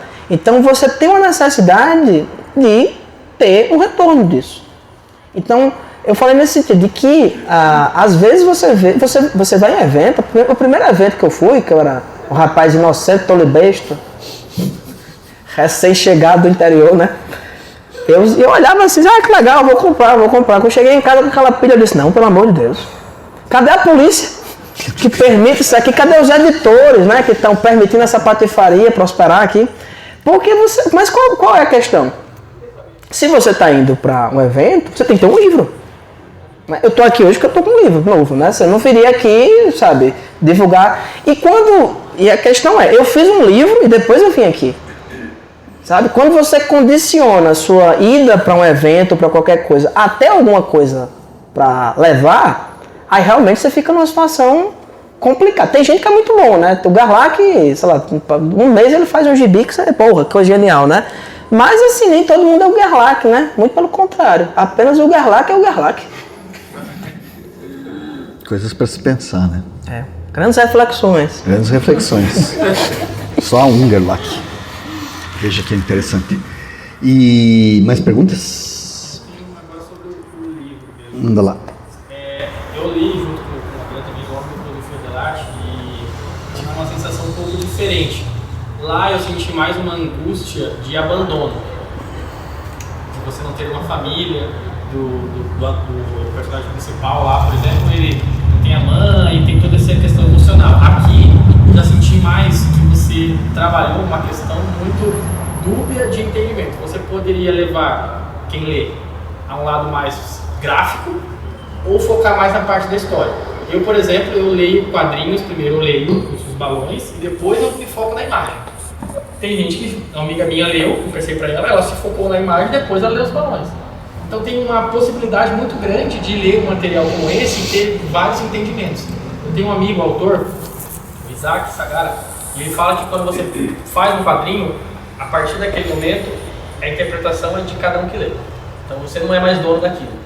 E eu, quando eu li isso aqui, eu senti que você queria passar uma coisa, mas eu senti outra, no sentido de que, cara, eu li isso e falei, pô, é uma história bem interessante que ele está falando aqui, né, sobre misticismo, demônios, etc. E eu não me atentei tanto à parte pornográfica. Tanto que eu tive um impacto muito grande quando você começa a desenhar relíquias e do nada aparece uma, né? Mas o negócio ficou meio diferente aqui, né? E aí, continuei a leitura e depois você vai se atentando, aí você fala sobre os cultos, sobre o misticismo, sobre a questão de casas de swing, entrelaçamento e tal. E aí eu falei, pô, vou ter que ler de novo. Aí eu li de novo já com uma outra ideia. Era esse o objetivo no sentido de fazer as pessoas entenderem que uma obra pornográfica ela também tem conteúdo? Porque a gente tem muito essa ideia de que o pornográfico é simplesmente visual, né? A gente só quer visualizar, mas tem, né, a parte de história, a parte do envolvimento por trás. Não sei se ficou claro.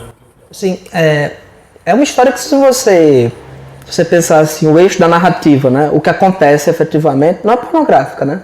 Não tem nada de pornográfico na história, as imagens que são. E eu acho que dos meus quadrinhos é o que mais está aberto para interpretação mesmo. Uhum. Porque normalmente você faz o quadrinho, né? Se você é um bom quadrinista, você tem a imagem, tem o texto e eles se complementam, né? Às vezes o cara não é tão bom e o texto e a imagem estão dizendo a mesma coisa. Aí o cara abre a porta e diz assim, abri a porta, né? Sabe? Cheguei. Né? Não, notei que você entrou. Né? Às vezes só essa narrativa visual funciona. E no caso desse quadrinho aqui, tem momentos que as imagens se complementam, né? A imagem complementa esse texto que está aparecendo. E tem horas que eu tentei fazer com que ela trabalhasse quase que num processo de contradição mesmo, né? Que é como se fosse o inverso do que o quadrinho tradicional é, né? O texto e a imagem estão trabalhando para dizer a mesma coisa, e aqui parece que tem momentos que o texto e a imagem estão trabalhando para dizer coisas diferentes. Então, sei lá, tem aquele conceito da obra aberta, né? Do Humberto Eco, eu acho que esse aqui é muito aberto, né? Para que o leitor complemente, né? Isso foi uma coisa que eu pensei muito quando eu estava fazendo, que eu queria fazer, como é um quadrinho experimental, ele podia ser um conto. Sim. Podia ser um conto. Se eu tirasse todas as imagens e mantivesse o texto aqui, era um conto curto. Pronto. Ok, você lia ali e entendia. O cara era assim, assim, assado. Só que é uma história em quadrinhos que ela meio que obriga o leitor a pensar sobre a linguagem. A pensar justamente isso aí que você estava falando, né? Será que é só isso aqui? Será que não é outra coisa? Será que essa imagem funciona? Ele obriga você a pensar sobre a linguagem dos quadrinhos. Quer queira ou não quer não, né? Uhum. Você vê como eu não penso na educação dos meus filhos, mas penso na educação do leitor. Puxa. Profundo. Né? Opa, fala. Tem uma pergunta aqui. Você é professor no Instituto Federal ali do Rio Grande do Norte, né? Dá aula para ensino médio? Isso. Ensino médio, e ao mesmo tempo você também é quadrinista desenhando putaria. Tá? São duas coisas que são fortemente atacadas hoje em dia, principalmente pelos partidos neoliberais. você no seu trabalho, enquanto professor, divulga seu trabalho como quadrinista? Você oculta isso? Você desenha isso com um certo receio? Como que você concilia as duas coisas? Panhoca, mano, eu faço o seguinte, assim, eu tenho uma dupla personalidade, pelo menos, né? Eu sou professor, eu nunca falei em sala de aula que eu faço quadrinhos. Inclusive, quando o aluno chega e diz assim, professor, eu encontrei não sei o que na internet, eu digo, meu filho, pelo amor de Deus, para de se envolver com isso, sabe? Eu nunca divulgo, assim, nada que eu faço. E no meu perfil do Instagram, onde às vezes eu posto desenho erótico, etc., não tem nem falando lá que eu sou professor, né? Tem dizendo que eu sou ilustrador, quadrinista e bicheiro. Porque eu penso isso, assim, tudo bem, eu sou funcionário público, eu tenho, supostamente a gente tem um nome a zelar, né? Mas errado tá quem me contratou, né? Esse processo, né? Esse concurso que me admitiu. Do momento que ele me admitiu, ele tá dizendo que eu sou capacitado, né? E eu penso assim, como coisas muito separadas. Eu acho que, por exemplo, meu perfil no Instagram, eu posto qualquer barbaridade que eu quiser. Que é o perfil do artista. Eu acho que não é o fato de você ter, de eu ser professor ou ser qualquer outra coisa, que possa me impedir de me expressar artisticamente da forma mais transgressora possível, né? Obviamente, né? Eu nunca vou chegar numa sala de aula e vou mostrar que, olha pessoal, eu trouxe um gibi aqui pra vocês lerem, nem esse, nem nenhum outro, né? Nem outros quadrinhos que eu tinha que não tem esse conteúdo erótico, eu nunca divulguei assim em sala, porque aluno também não é pra estar lendo não, né? O aluno tem que aprender as coisas na internet por conta, você não pode estar assim, incentivando. Para isso que inventaram a internet. Não, nunca aconteceu nada. Nem corpo docente? Não. Fala assim de mostrar para os alunos, mas mostrar diretor de escola, os outros professores. É porque assim também, o campus que eu trabalho é mais tranquilo, sabe? Porque lá só é técnico. Sei lá, acho que de repente eu trabalhasse em outro campus, que é mais, sei lá, eletromecânica, informática, esse tipo de coisa, o pessoal tem uma visão mais fechada. O meu campus é um campus das artes, né? A gente tem lá, eu dou aula no curso superior de produção cultural, dou aula no curso de multimídia, de lazer, então é mais aberto nesse sentido. E mais, assim, lá eu sou uma das pessoas mais sensatas, por aí você tira. Teve um caso de no interior lá do IFE, né? De algum lugar por aí, que a cidade tinha um problema de abastecimento de água, né? Aí foi o reitor lá um dia, um negócio. Aí uma professora decidiu fazer uma performance que ela apareceu seminua com a bacia d'água e jogou em cima dele. Então assim, eu sou uma moça, pô. Eu sou super tranquilo, assim.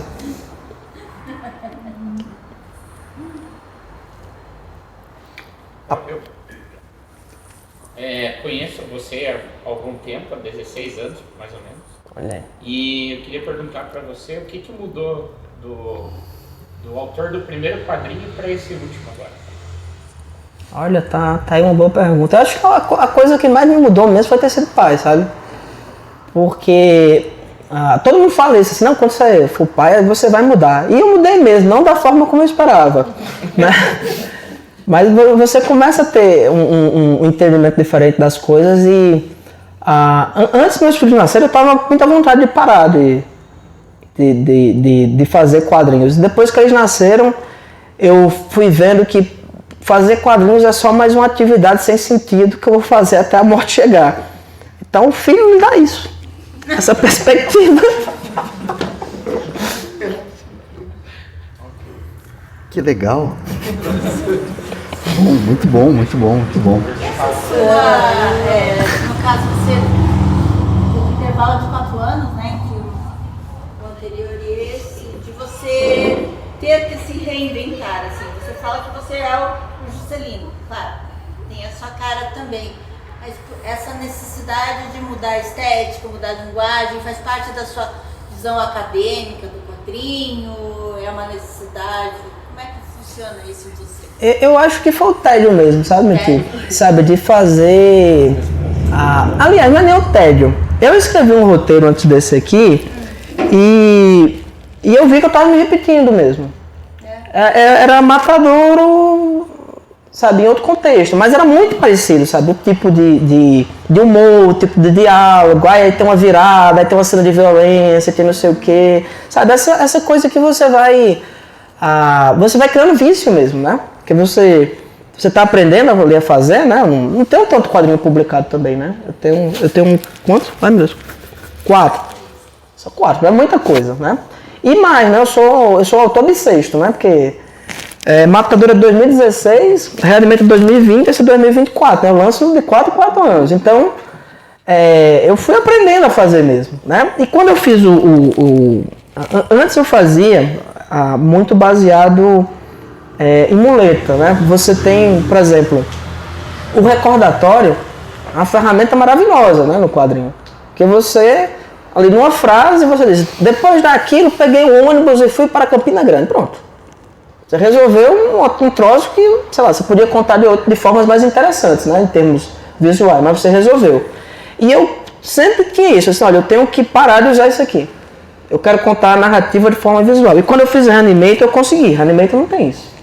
Reanimate é ação e você vai entendendo no meio do fluxo. E é muito difícil você conseguir, sabe, fazer essa narrativa que é puramente visual. É só as pessoas conversando, não tem um recordatório, não tem nada para explicar. E depois que eu consegui isso, que eu aprendi a fazer isso, eu fiquei meio entediado mesmo. Eu disse, não, eu já sei fazer isso aqui. Eu posso fazer outro, e outro, e outro, e outro. E como eu tenho muita preguiça de desenhar, eu ficava, será? Olha aí, ó, será que o mundo merece mais um matador? Eu já fiz um. Aí, a gênese foi essa mesmo, assim, como é que eu posso contar uma história de outra forma? E depois disso aqui também, eu tô bem interessado nessa coisa assim, como é que você pode contar uma história que é tradicional, que é uma narrativa nos termos como a gente conhece, né? Começo, meio, fim, causalidade, temporalidade, tem tudo ali, mas que visualmente ela pode ser contada de outra forma, né? Eu tenho que ter alguma coisa que me estimule para sair do que eu tô fazendo, porque para mim é sempre melhor assistir filme e tomar cerveja, assim, no meu tempo vago, assim, não tem. Assim, tem gente que gosta muito de desenhar, né? Tem muito artista que... Uma vez eu vim aqui pra Bienal e eu ficava andando com magenta, pra onde é que eu não me ia com o caderno? Aí sentava e fazia um desenho, não sei o que. Rapaz, você me viu desenhando é negócio. Eu não desenhei mais depois disso aqui. É quase um ano, acho que eu fiz 4 desenhos. Eu só desenho negócio. Se você me vir desenhando é porque eu tô fazendo um quadrinho, alguma coisa muito específica. Assim, eu não... Esse negócio, porque eu tô praticando, pelo amor de Deus. Isso é coisa de amador. Viu, Magenta? Não, mas Magenta é muito bom, pô. Mas é que ele gosta muito de desenhar, rapaz. O cara é muito bom. Puta desenho.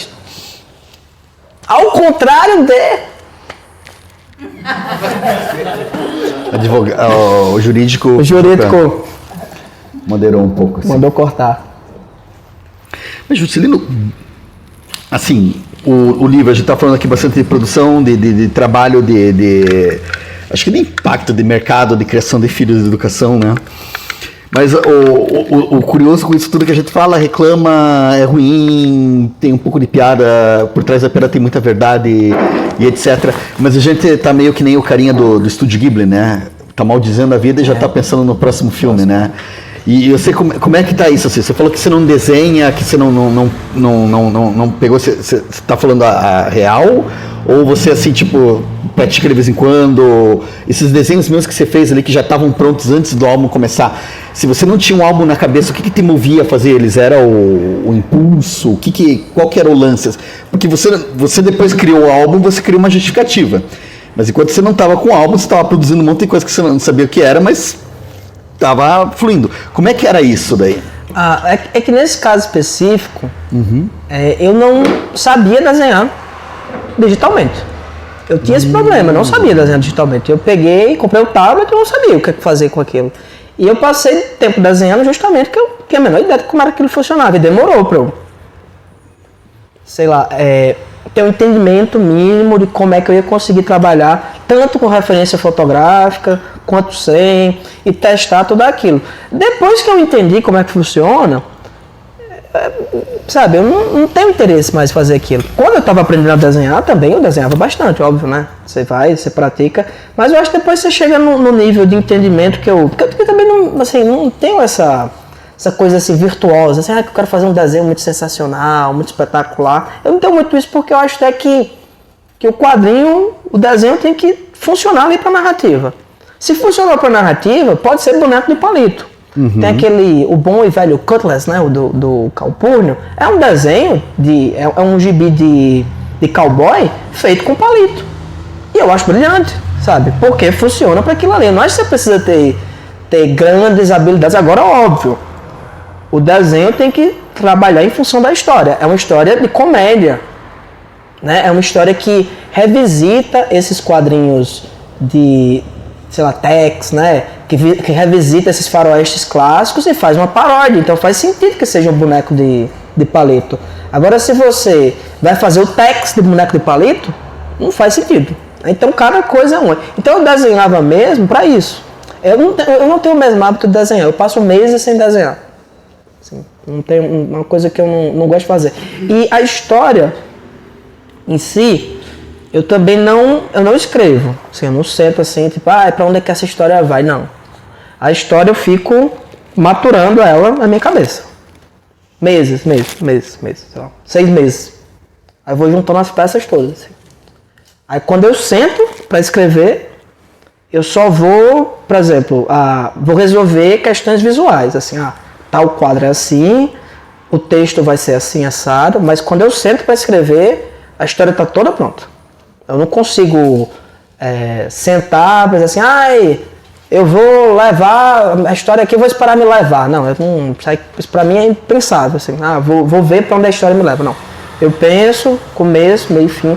Eu estou querendo fazer uma história digital agora para publicar no Instagram, né? E eu escrevi o roteiro da primeira parte, né? Serão, sei lá, umas 20 histórias. Eu já pensei em todas as 20. Eu já sei como é que começa e como termina, sei lá, 400 páginas de história. Eu já tenho começo, meio e fim. Quando eu sentei e escrevi a primeira. Depois que eu desenhar essa, eu sento e escrevo a segunda. E assim vai, eu não gosto muito de trabalhar, a verdade é essa. Você conhece alguém que gosta? Tem gente que gosta. Será que tem tratamento? Mas tem gente que, ou pelo menos diz que gosta, né? Tem isso, né? Impossível. Acho que a gente pode ir chegando para um encerramento, uma conclusão. Alguém gostaria de fazer as perguntas finais? Oba! Eu vejo essa história muito boa, mas tem umas questões assim, que eu acho que acabam superando a própria história. Sobretudo algumas escolhas narrativas. Assim. A gente estava comentando agora toda essa conversa sobre o padrão do mercado, independente, como está acontecendo a produção, inteligência artificial, coisas do tipo. Aqui a gente tem uma história que ela não tem uma estrutura padrão de quadrinhos, né? Ou seja, vai ter ali sempre hiperquadros, outros pages, enfim, não vai ter uma narração, a gente observa uma sequencialidade narrativa, mais gráfica, completamente independente, né? Até um certo ponto, pelo menos. E aí eu vejo essa obra, mas alguns artistas, assim, tendo essas escolhas também, alguns mais clássicos, por exemplo, sei lá, o Rafa Campos Rocha, que acaba abusando ali de certas... extravasando os padrões, né? Mas também a gente vê uma produção independente muitas vezes colocada ali no que o mainstream acaba fazendo também, que é aquela história mais industrializada e tudo mais, né? Talvez por conta de prazos, por conta de questões editoriais, eventos, né?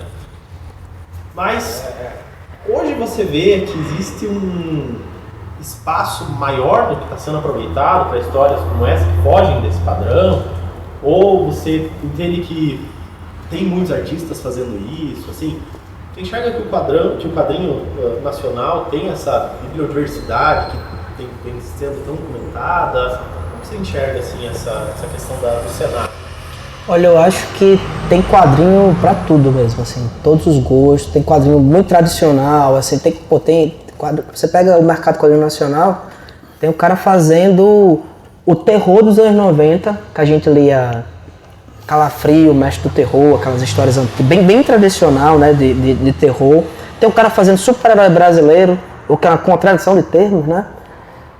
Tem o cara fazendo vanguarda, tem o cara fazendo tudo.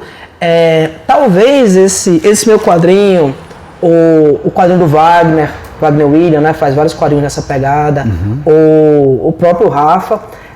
O curioso talvez seja que a gente publica por grandes editoras, sabe?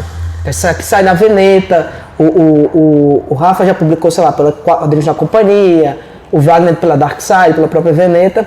É difícil, isso aí eu acho que a gente tem uma diversidade grande, mas às vezes é uma coisa muito de nicho, né, sabe? Quando você publica por uma grande editora, você acaba sendo conhecido. No fim das contas é isso. Eu moro isolado geograficamente, eu moro em Natal, mas como eu publico para uma editora que é conhecida, sabe? Todo mundo sabe o que a Veneta está publicando, todo mundo sabe que a Nemo está publicando, que o Pipoca e Nanquinho, você acompanha isso.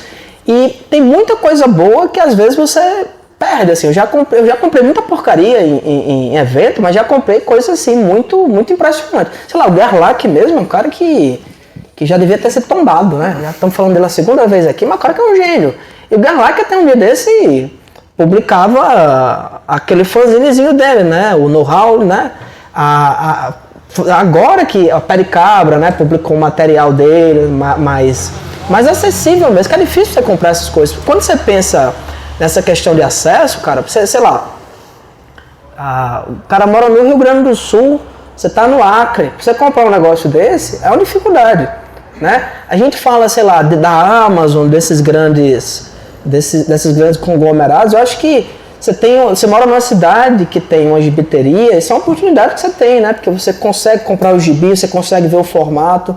Às vezes você nem se interessa pelo gibi quando você vê anunciado, mas quando você vê o objeto físico, você olha assim, putz, é desse tamanho, como é lindo, sabe? Olha esse acabamento, não sei o que, e você se interessa. Mas também, às vezes, tem a questão do acesso, né? Sabe, eu tô fazendo um pós-doc agora em Roraima, e eu converso com o pessoal lá que, não tem banca de revista aqui. Faz muitos anos, não é que agora mesmo que acabou a banca de revista em todo canto, né? Mas, sabe, na década de 90, eu lembro que você comprava o gibizinho da Mônica, aí ele tinha lá o valor, e tinha outro valor, o Acre pra, sabe, né, Rondônia, sei lá onde, né? Então, assim, tem essa questão de acesso, porque quer queira, quer não, o cara sabe da existência, sei lá, do trabalho do Wagner William. Aí vai ler Silvestre, vai ter contato com um quadrinho que é mais experimental. E tem coisa que fica no nicho do nicho, né? Pronto, pra ficar no exemplo aqui de Curitiba, né? Faz quantos anos que o Fábio Vermelho faz é o Weird Comics, né? O gibi dele. Faz quantos anos que ele trabalha com isso, sabe? Pouquíssima gente conhecia o trabalho dele, embora ele vendesse... Ela até em inglês né? Porque o menino é... Poliglota. É um troglodita poliglota. Né? E depois que ele publicou lá pela Veneta, saiu pelas próprias editoras independentes, a Pericabra, sei lá, a Ugra, né? Você consegue ter uma percepção maior. Mas eu acho que dentro dessas editoras maiores, você pode ter temas que são muito transgressivos. Isso aí você tem bastante, assim. Em questão de temática, os caras dão de conta, assim, de todo o espectro político e de todas as orientações sexuais possíveis, né? Daqui a pouco acho que vai sair quadrinhos de gente que... Sabia que no Reino Unido você pode se identificar como um corpo celeste? Você pode ser um meteoro? É verdade. É um dos gêneros que eles se identificaram lá, tem 32, né? Então, para isso tem. Mas em termos de diversidade narrativa, você não tem muita coisa. E até em questão gráfica.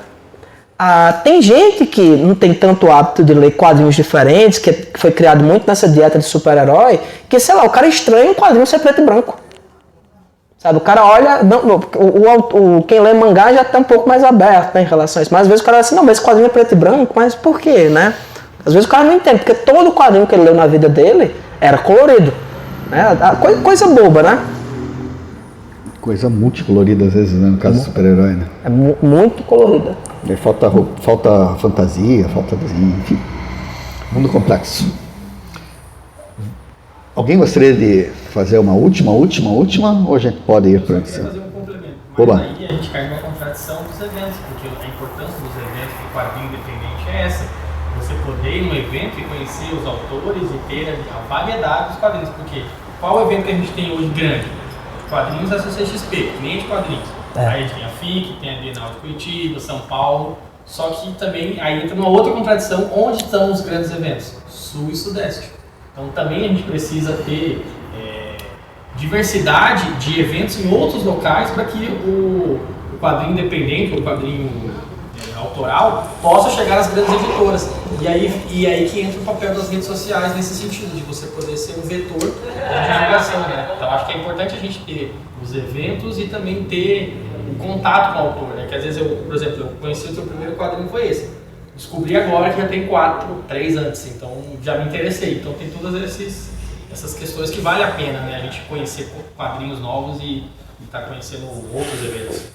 Eu acho que nesse aspecto as gibeterias mesmo desempenham um papel importante, né? Porque, sei lá, você pode comprar aqui na Itiban, na Ugra, na Monstra, 300 quadrinhos independentes diferentes. É complicado você comprar do autor, às vezes, né? Porque você vai comprar um gibi e às vezes o frete é o preço do gibi. Mas, sei lá, você compra na loja, né? Mesmo que seja online, sei lá, você entra nesses sites, né, das lojas de quadrinhos especificamente, você consegue ver muita coisa. E assim, tem muita gibeteria que infelizmente fechou mesmo, né? As pessoas migraram para outras coisas, sei lá, compram na internet, faz não sei o quê. Tinha uma comic shop que eu já lancei lá, andava bastante, que é em João Pessoa, fechou, né? A Comic House. Lá em Natal mesmo já teve uma gibeteria boa, que era a Garagem Hermética da Milênio, eu andava muito lá, também fechou, sabe? Isso aí, 2 que eu conheço. As 2 que eu andava, por incrível que pareça, fecharam. Ainda bem que essa aqui tá durando, porque eu só vendo de vez em quando. A cada 4 anos. Exatamente. Bissexto. Só deixa eu vir de 4 em 4 anos, porque é o tempo que demora pra minha energia negativa e se dispersando no ambiente. Essas coisas de magia, cara, tem um preço. Tem um preço, tudo. Essas coisas tem um preço. Isso é porque você vive lendo Hellraiser, ou Hellblazer. Hellraiser é o do Pinhead. Preguinho. Grande Clive Barker. Grande. Pra fechar assim, Clive Barker, qual que é o teu conto favorito de Clive Barker, assim, que você acha do caramba? Cara, tem um conto do Clive Barker que é O Trem de Carne na Meia-Noite. Eu adoro esse. Que é o que o cara tá no metrô e só tá ele tá, sei lá, meio bêbado, meio cansado, não sei o que. Ele acorda assim, quando ele vê, tá um cara pendurou uma mulher e tá descarnando ela, né? E aí ele consegue reagir e mata esse cara. E quando ele vê, aparece um monte de seres assim das profundezas para ter um contato. E eu não ia dar spoiler, mas lembrei que esse é um livro da década de 80, e se a gente continua com esse negócio de spoiler, daqui a pouco a pessoa chega e diz: e Jesus ressuscita, eu não sabia, né? Spoiler da Bíblia, né? Spoiler de Cidadão Kane, né? Não pode, né? Aí ele encontra esses seres das profundezas e ele assume o lugar desse outro açougueiro. Eu adoro esse conto, assim. Tem outro que eu gosto também, que é aquele que tem a porca, né? Que umas crianças do reformatório acham que ela é meio uma deusa, né? O Clive Barker, ele tem uma característica que eu acho assim incrível, né? Porque ele fez 6 dos livros de sangue, né? São 6 volumes e tem, sei lá, 5, 6 contos cada um, né? Então tem uns 30. E esses 30 contos que ele fez é a carreira inteira do Stephen King. Com a diferença que enquanto o Clive Barker pega uma ideia e transforma num conto foda, o Stephen King quer ganhar dinheiro, ele transforma num livro de 800 páginas cheio de nada. Eu gosto muito do Clive Barker. Sei lá, Candyman, né, que virou filme, é um conto, pô, do cara, sabe? É 40 páginas e o cara cria um conceito. O próprio Hellraiser é um conto, sim, né, que é uma noveleta, um Bad Heart, né, uma coisa assim.